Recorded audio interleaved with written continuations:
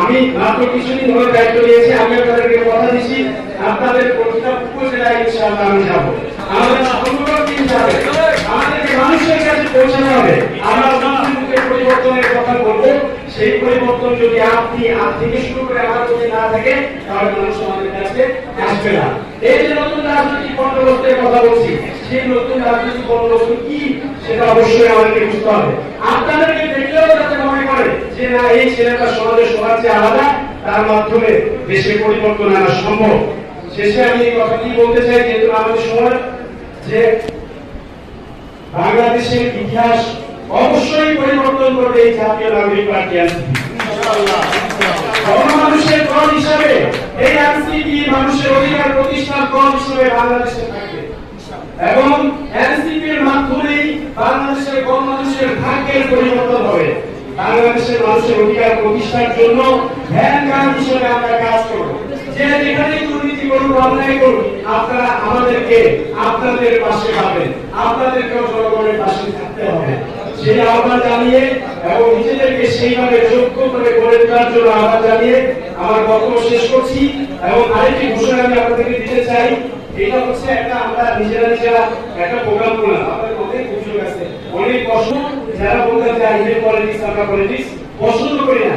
এরপরে আমরা যারা এখন নেতৃত্ব দিচ্ছি, আমরা 5-7 বছর রাজনীতি করেছি, আমরা অনেক কিছু ফেস করেছি।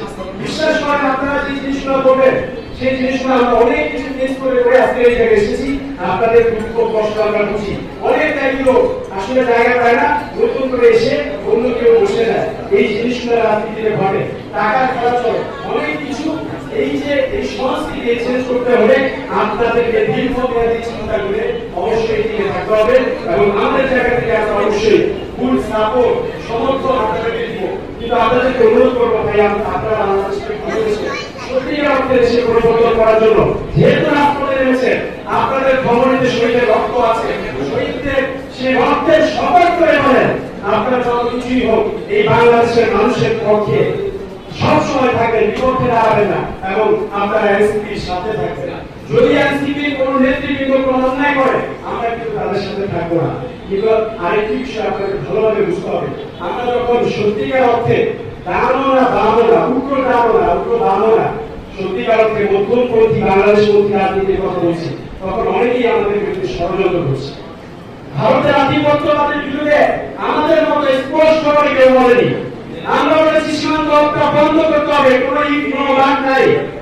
আমরা বলেছি যে ভারতের সাথে যে গোপন চুক্তিগুলো হয়েছে সেগুলো স্পষ্টভাবে বলতে হবে এবং আমরা এখনো বলছি